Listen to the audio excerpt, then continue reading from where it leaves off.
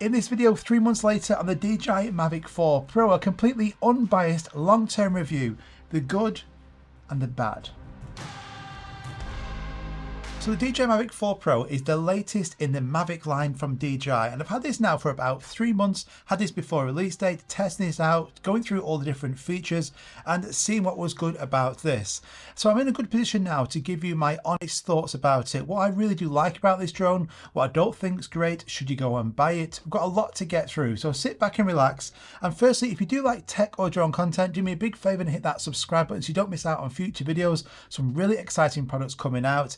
And if you enjoy any part of this video, hit that like button, completely free, that's all I ask. Let's get into the good points first of all. Now, I'd say from the second you take this drone out of the box, you completely get that this is a premium product. It's not like the Mini 4 Pro or the Air 3S. This is of really good materials. It feels great in the hand. You can just tell this costs a lot of money. Now, I also really do like the new design of it. It's got a completely different look. It looks more like aggressive. It is fantastic. And I also really like all you have to do is unfold these arms and it will automatically power on. It's the same with the new DJI RC Pro controller as well. That will auto power on. And just the ability to do that saves you a lot of time getting these drones in the air. And that could be the difference of actually deciding, should I get that shot, should I not? All you literally do is unfold the arms, unfold that screen, and they're both on, ready to fly. And although this drone is big and chunky, it weighs over 1 kilogram, it's also quieter. So the noise of it, it's not like a screeching sound like you would have on like the Flip.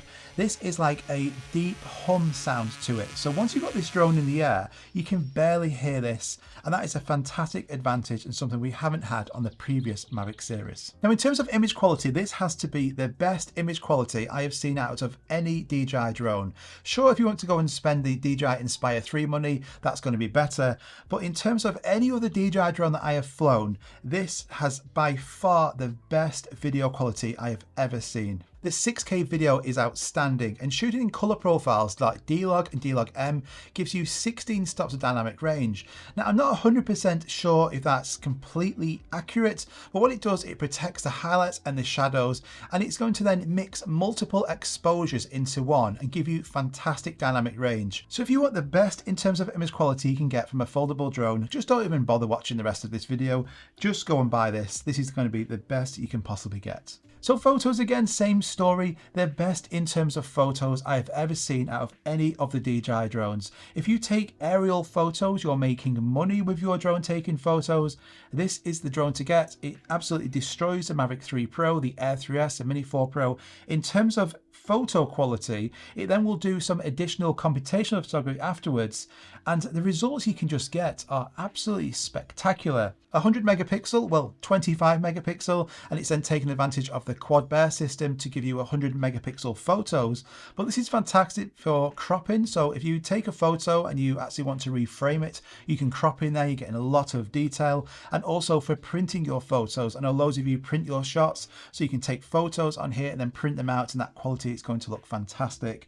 And for me personally, something I've been doing more often is taking pano photos, something that I really did, and now I'm doing it all the time. So in spectacular locations where this is landscapes, this looks absolutely awesome, I'm going into pano photos, and you've got free pano. So here you can choose the start and the end point as well. So rather than it taking loads and loads of different shots, you can just set it where exactly you want that pano shot to get, and you can get some fantastic results on the screen like this. And then they're great for printing out. Video and photo quality, there is nothing to knock on this drone. I would say 10 out of 10 in terms of quality and performance from a foldable DJI drone.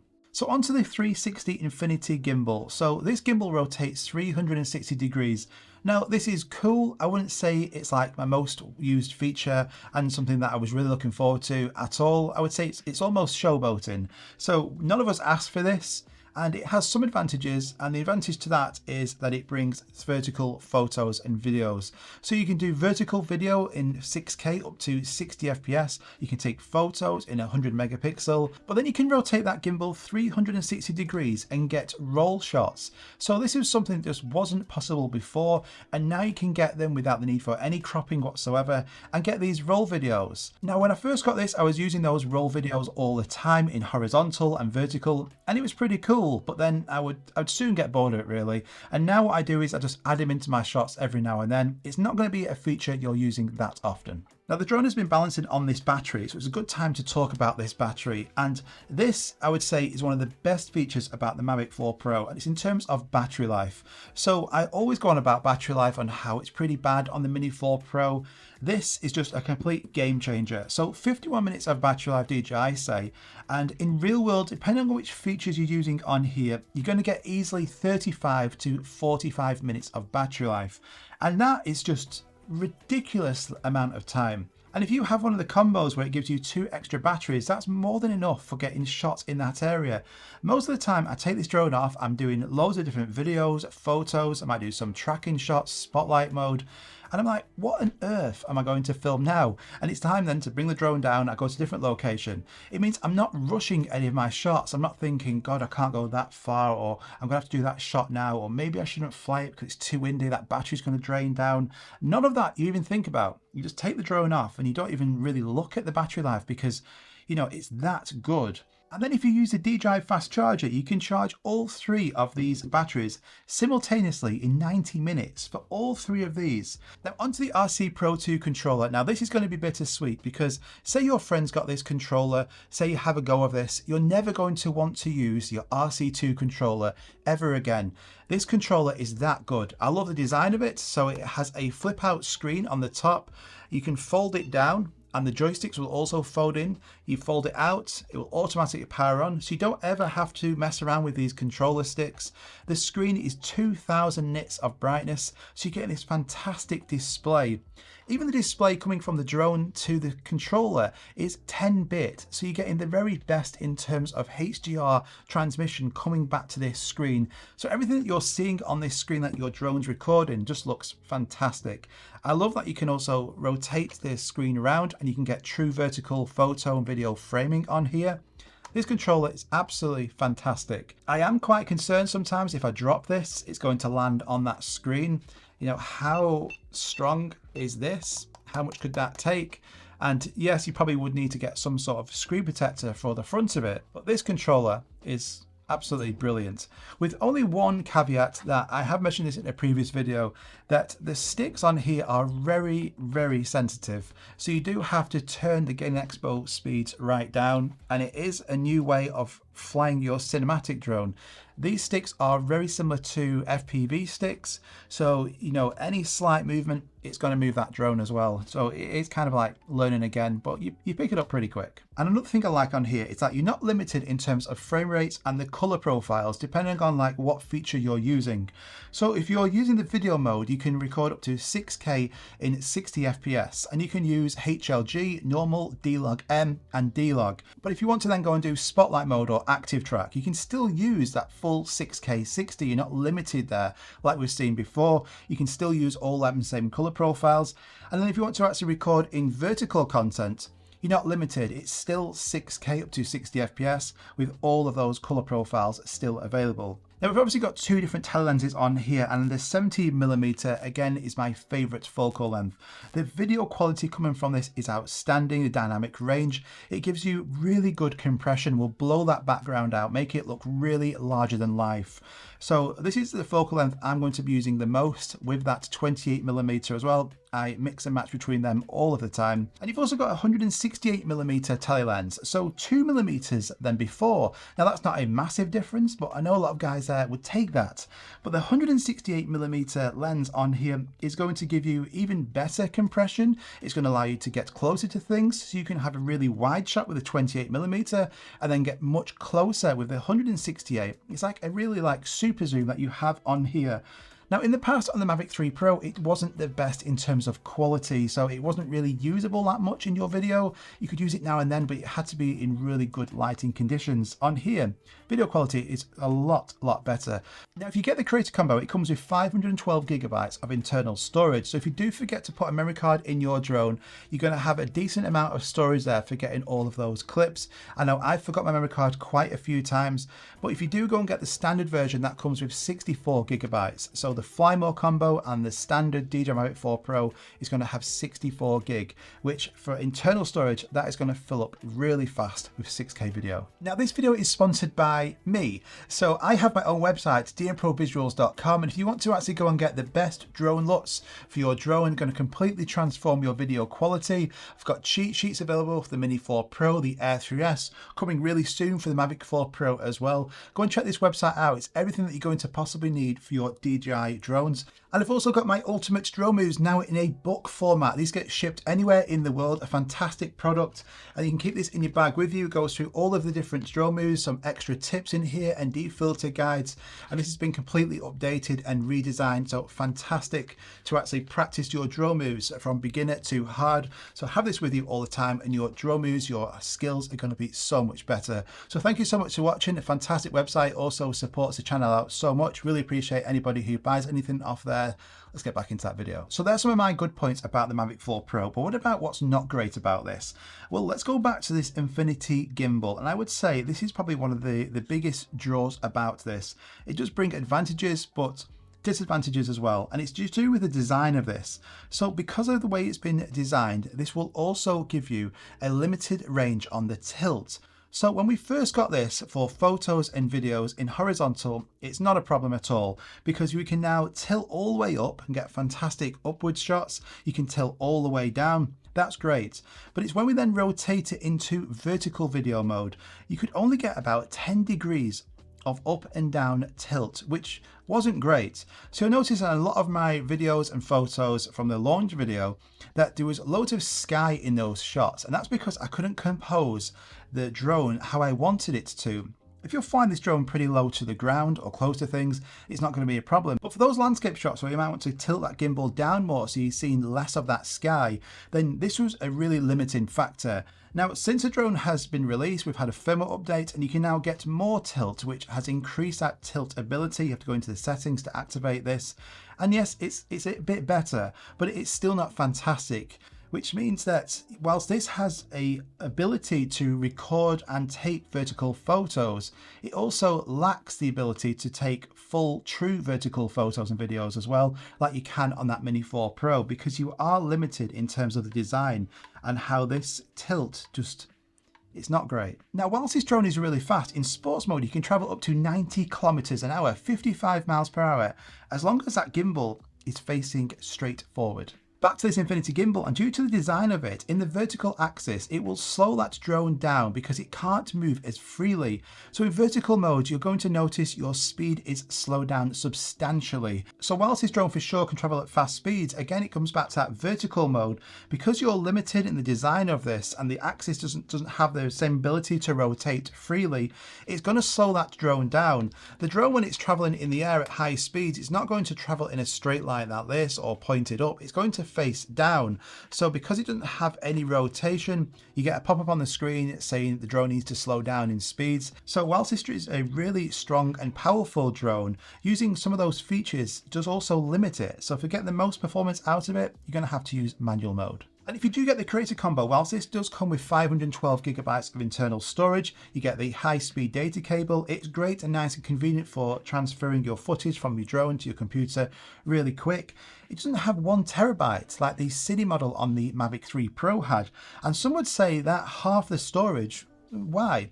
Why does this not have 1 terabyte of storage? When I was using the all intra codec, which I'm going to come on to next, that just ate up that 512 gigabytes really fast. So depending on which codec you're going to be using, if you're filming in 6K a lot, that 512 isn't going to last. And I would have liked to have seen 1 terabyte internal storage, especially in the expensive creator combo. And compared to the Mavic 3 Pro Cine model, this Mavic 4 Pro doesn't have the ability to shoot in ProRes.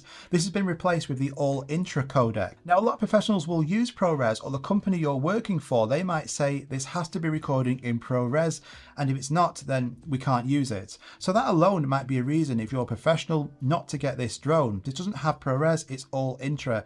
Now, an issue that I had was the instability when using this. Now, I've been told it's going to get better with firmware, but it just kind of like knocks the confidence about using it if you have a Mac computer.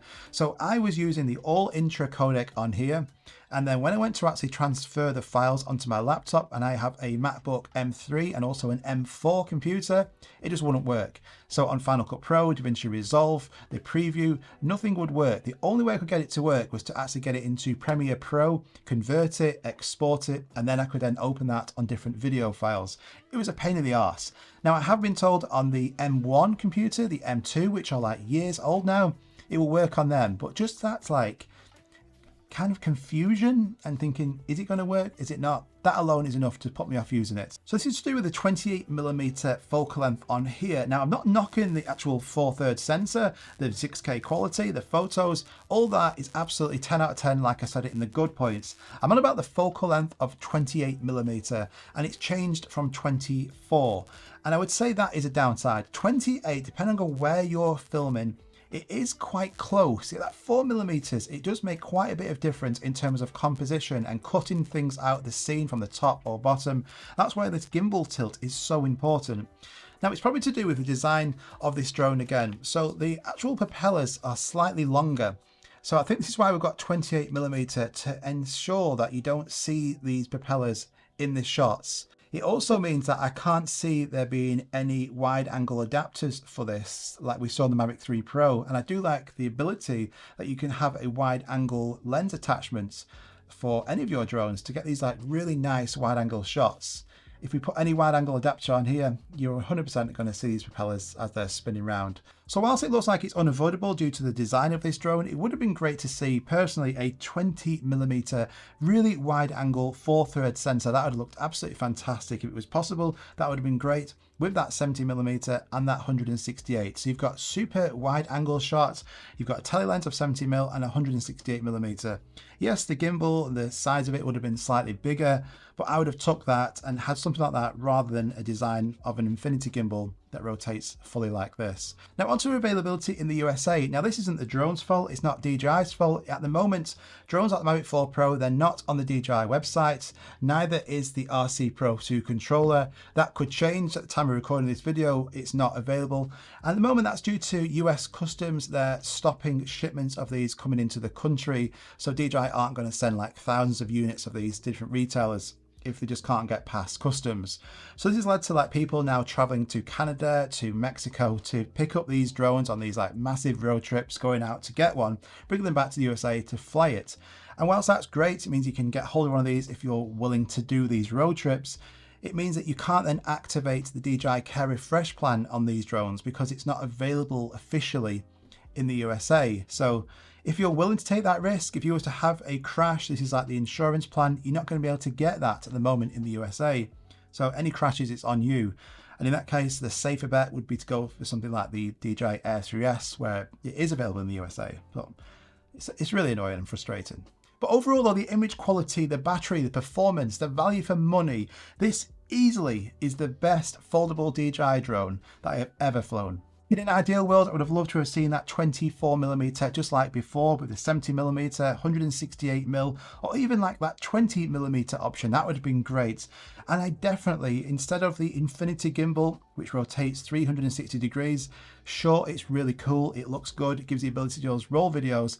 I'd rather have not been able to do any of that and just had a gimbal like on the Mini 4 Pro that gives you the ability to have horizontal and vertical, but have full rotation in that vertical mode like that Mini 4 Pro. I definitely would have rather that than a full 360 roll video. Now, something this drone brings you is that confidence aspect. So you can get a drone like this and take it to any location. It could be windy, could be near cliffs, could be in like really challenging conditions where drones like this, you just couldn't fly them because you'd be worried about them flying away. Their performance wouldn't be great. This is such a strong and powerful drone. It will take off in the windiest of conditions. You can get all the nice photos and videos that you want. 6K on here. You're getting the best in terms of image quality you can possibly want with that performance. and the insane battery life. So all of these advantages definitely trump the disadvantages to this. So if you want to go and pick up the Mavic 4 Pro, I'm going to link it at the top of the description. Now, if you're just like a hobby flyer, you're not like massively invested into these drones, you don't want to spend as much money, the Air 3S still in terms of performance and quality is really good value for what you're getting out of that drone. Or if you want a really nice small and portable drone, dead easy to take with you, don't have to do any drone exams, just absolutely fantastic. Go and pick up that Mini 4 Pro. But the Mavic 4 Pro, if you're making money with your drone, this is an investment or a business tool, or if you just want the best of the best, go and pick up this. So let me know in the comments down below, what do you think about that Mavic 4 Pro? I'm really interested to actually read your comments. I'll feed back to as many as you can. If you got this far in this video, give me a fist bump and I'll give you one of these back as well. Thank you so much for watching. If you enjoyed this video, do me a favor, just hit that like button just underneath the video. Completely free and helps get videos like this to more places. Subscribe and I'll see you guys on the next one. Take care.